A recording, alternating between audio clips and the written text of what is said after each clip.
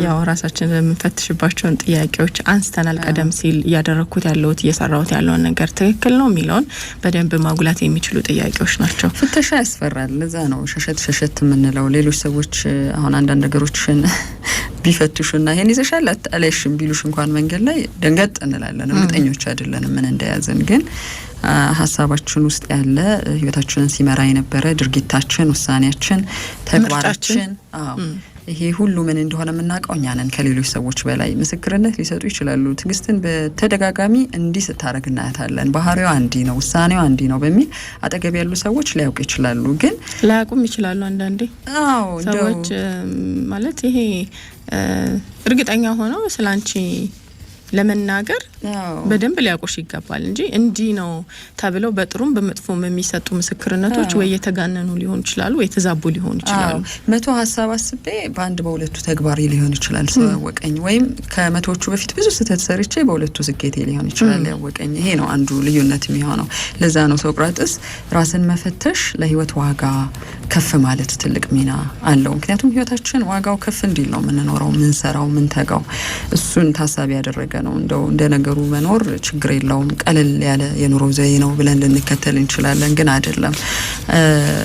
አንደኛው ህይወቴ እንዴት እየሄደ ነው የሚለው እንዴት እየሄደ ነው በጣም ጠቅለል ያለ ከባድ ጥያቄ ነው፣ ግን ጥቂቱን ስንፈረካክሰው በፈተና በጣም የተቃወሰ ነው። እንደው ለረጅም አመት እድሜ 60 ነው ካለ አንድ ሰው በ60 አመት ውስጥ 40ውን በስቃይ ነው የገለጸው፣ 20ውን በስኬት ነው የገለጸው። የትኛው ላይ ነው አሁን ወደ 60 ሲጠጋ ነው ስኬቱ የመጣው ወይስ ቀውሱ የሚለው ራሱ ልዩነት አለው።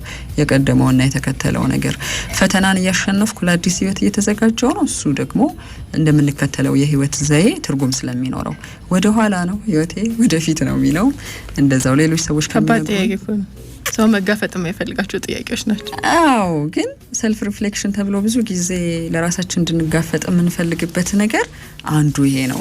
አለበለዛማ ከባድ ነው። እንደውም አሁን እዚህ ጋር ከማለታችን በፊት ራሳችንን ስንመዝን ጋይድ ላይን ናቸው ተብለው የተቀመጡትን ነገሮች ብናስቀድም ጥሩ ነው። ከባድ ነው ስላልሽ በዝርዝር ማስቀመጥ ያስፈልጋል። ስፔሲፊካሊ ደፈንፈን ሳናደርገው አንዱ ጋይድ ላይን ወይም መመሪያችን፣ መስፈርታችን ራሳችንን ስንመዝን ስንፈትሽ ዝርዝር የሚጠቅመን ለምንድን ነው?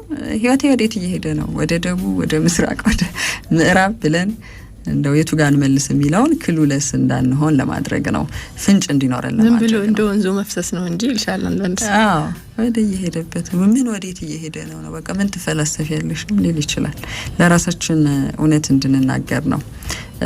ፈርከስከስከስ ሲል እናገኘዋለን።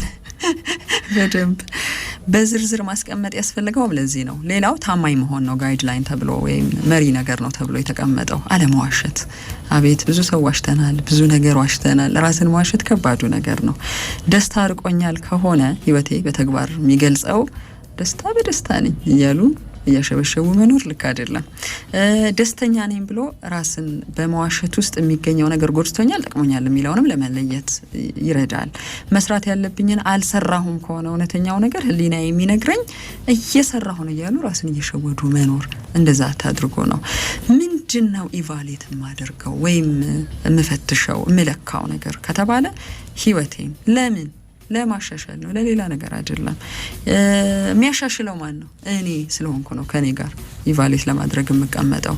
እንዴት ከተባለ መጀመሪያ ማሻሽላቸውን ነገሮች በማወቅ ነው። በቃ ችግሩን በማወቅ ነው። ስለዚህ ለሌላ ሰው ሪፖርት ለማቅረብ አይደለም። እኔ ባለፉት 20 አመታት በጣም ትግስት አልባ የነበርኩ ሰው ነኝ፣ አሁን በቅርቡ በሰራሁት ስራ ላይ ምናምን እያሉ ሪፖርት በማቅረብ አይደለም። በህይወት በተግባር የሚገለጽ ነገር ካለ ሰውም ይወቀው ከዛ በኋላ እኔ ከተጠቀምኩ በኋላ።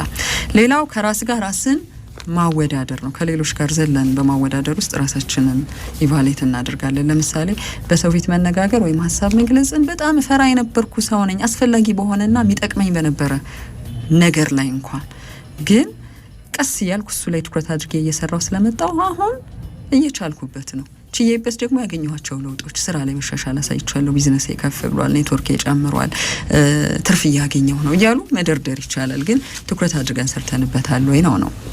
ሌላ መጨረሻ ላይ የምናስበው ነገር ስለ ራሴ የማስብበትና ራሴ የምመዝንበት ጊዜ አለኝ።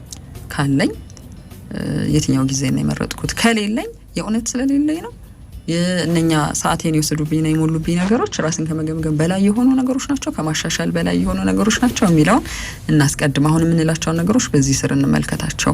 ጥንካሬና ደካማ ጎን የትኛው ነው የሚለው ብዙ ጊዜ የሚባል ነው። ግን ለጥንካሬ የሰጠነው ነገር አንዳንዴ ደካማ ጎን ሊሆን ይችላል። ለደካማ ጎን ብለን ራሳችን የፈረጅነው ነገር ጠንካራ ጎን ሆኖ ሊገኝ ይችላል። እሱን መለየት በደንብ ጽሁፎችን ማንበብ እድል ያላቸው ሰዎች ካሉ ጥንካሬ ምንድነው፣ ደካማ ጎን ምንድነው፣ አንዳንዴ እንደምንኖርበት ህይወት ልዩነት ስለሚኖረው እኔ ፊት ለፊት ተናጋሪ ነኝ ማንንም አልፈራም ማለት እንደ ኮንቴክስቱ ነው። በነገራችን ላይ ደካማ ጎን ሊሆን ይችላል፣ የባህሪ መሻሻል የሚያስፈልገው ሊሆን ይችላል። በተቃራኒው ደግሞ አይ እኔ ዝም ብዬ ነው የምኖረው ብለው የሚሉ ሰዎች ዝምታቸውን እንደ ኳሊቲ ወይም ጥንካሬ የሚያዩ ከሆነ የደካማ ጎን ምንጫቸው ሊሆን ይችላል። እሱን መለየት ያስፈልጋል። በህይወት ውስጥ የበለጠ ኮንሰርን የሚያደርገኝ ነገር ምንድን ነው የሚለውንም መገምገም ያስፈልጋል። የበለጠ ያተኮርኩበት፣ የበለጠ አላማዬ ብዬ የያዝኩት ነገር፣ የበለጠ ትኩረት ያደረግኩበት ነገር የቱ ነው የሚለውን እንድንለይ ነው። ምን አይነት ሁኔታ ውስጥ ነው ያለሁት አሁን የድሮ ከአመታት በፊት ያለውን ነገር እናስቀምጠውና ሲቹዌሽናችንን እንድናቀው ነው። የመጨነቅ ነገር ውስጥ ነኝ፣ የመደበት ነገር ውስጥ ነኝ፣ ዘና የማለት ነገር ውስጥ ነኝ። እነኝን ስንል ግን የመጨነቅ ከሆነ የመጨነቅ ለምን አብሮ መምጣት አለበት። ዘና እያልኩ ነው፣ ለምን መመለስ አለበት። ያደጋ የመታመም ገንዘብ የማጣት ስሜት ውስጥ ነኝ፣ ለምን የሚለውን እያገኘን እንሄዳለን። በአብዛኛው ምን እያሰብን ነው፣ ምን እየተሰማን ነው፣ ምን እያሰብን ነው፣ ምን እየተሰማን ነው ከሚለው ጋር ማች የሚያደርግ ነው። ጥሩ ነገር ነው የምናስበው፣ መጥፎ ነገር ነው፣ ለነገሮች እንዴት ነው ምላሽ እየሰጠን ያለ ነው። ከተፈጠረው ነገር በላይ ከዚህ ቀደም እንዳለው ምላሽ አልባ በመሆን መኖር ውስጥ ምላሽ የሰጠንበት መንገድ ለምን እንደዛ ሆነ። ጥሩ ምላሽ የሰጠንበት ነገር ከነበረ ጥሩ ለምን ማሰብ ስለቻልን ነው፣ ልምድ ስለወሰድን ነው፣ ከጥፋታችን ስለተማርን ነው። መጥፎም ከሆነ ለምን እንደዛ ሆነ ብሎ መመለስ ያስፈልጋል። ፐርሰናል ግሮዝ ነው ሌላው፣ የግላዊ እድገታችንን ይመለከታል። ካለፈው ስህተቴ ምን ተማርኩ ነው። የትኛው ነገር ላይ የበለጠ አተኩሬ መስራት አለብኝ። የበለጠ ነው አንዳንዴ የምንሸወደው። ጥሩ ነገር የሰራሁበት አመት ነበረ ብለን የበለጠ መስራት አለብኛ በሚቀጥለው አመት እዚህ ላይ ከሆነ ሰርቼ የጨረስኩ ይመስለኝና ደግሞ ያከትማል ያ ጉዳይ። ጥሩ የነበርኩበት ነገር መቀነስ ወይም ማስወገድ ያለብኝ ነገር ምንድን ነው? ለምን ከህይወቴ ውስጥ ሌሊት አብዝቶ የሚቀሰቅሰኝ ነገር ምንድን ነው? ጭንቀት ነው? ደስታ ነው? የሚለውን እናውቀዋለን ህይወታችን ውስጥ። የግንኙነት ጥያቄን ይመለከታል። ሌላው ከሌሎች ጋር ያለኝ ግንኙነት እንዴት ይገለጻል? የሳሳ የጠነከረ ለምን አለበት? ሁሉ የጠቀመኝ ነገር ነው? የጎዳኝ ነው? እያደገ ያለ ነው? እየቀጨጨ ያለ ነው? የሞተ ነው? ጥሩ ላልኩት ግንኙነት ጥሩ ነገር እየሰጠው ያለው ሰው ነኝ?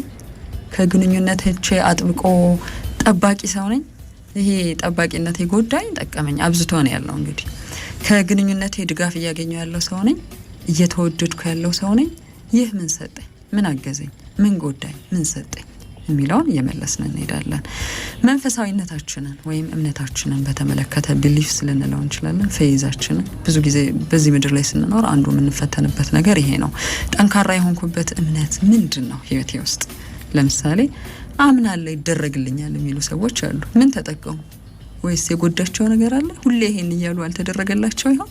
ሁሌ ይሄን እያሉ እነሱ መጀመሪያ ሮጥ ማለት ሲኖርባቸው ሁሉንም መሰጠት ከሆነ አካል ነው እየጠበቁ ያሉት።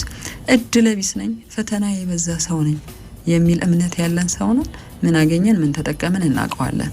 የምኖረው ከእምነቴ ጋር ተጣብቄ ነው ወይም ኮኔክት አድርጌ ነው ወይስ ከዳር ነኝ? ጎዳኝ ጠቀመኝ የሚለውንም እንድናይ ነው። ከእምነቴ የጎደልኩ ነኝ? ጠንካራ ነኝ? ቸልተኛ ነኝ? የታመንኩ ነኝ? ይሄ ደግሞ ጠርጣራ ነኝ?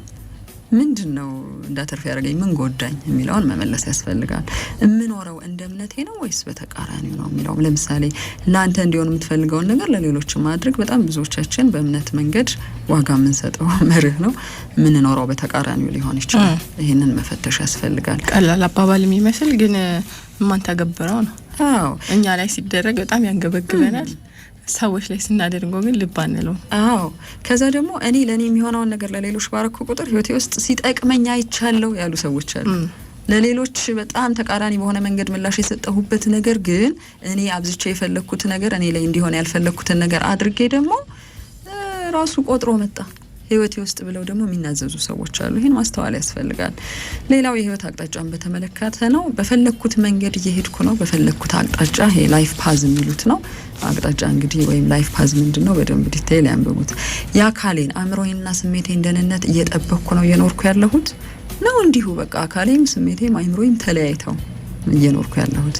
ህይወቴ በያዛቸው ይዘቶች ኮንተንት ኦፍ ላይፍ ይባላሉ። በአብላጫው የተረጋጋሁና ደስተኛ ነኝ። በአብላጫው ነው ያልነው። ለምሳሌ ሙያዬ፣ ባህሪ፣ እምነቴ፣ ግንኙነቴ፣ አቋሜ፣ ጤናዬ፣ ትዳሬ፣ ቤቴ፣ ሀብቴ፣ ልጆቼ፣ ብዙ ኮንተንቶች አሉ ወይም ይዘቶች አሉት ህይወታችን። እነኚህን በአግባቡ መመለስ ማለት ነው። ጥሩ እሺ።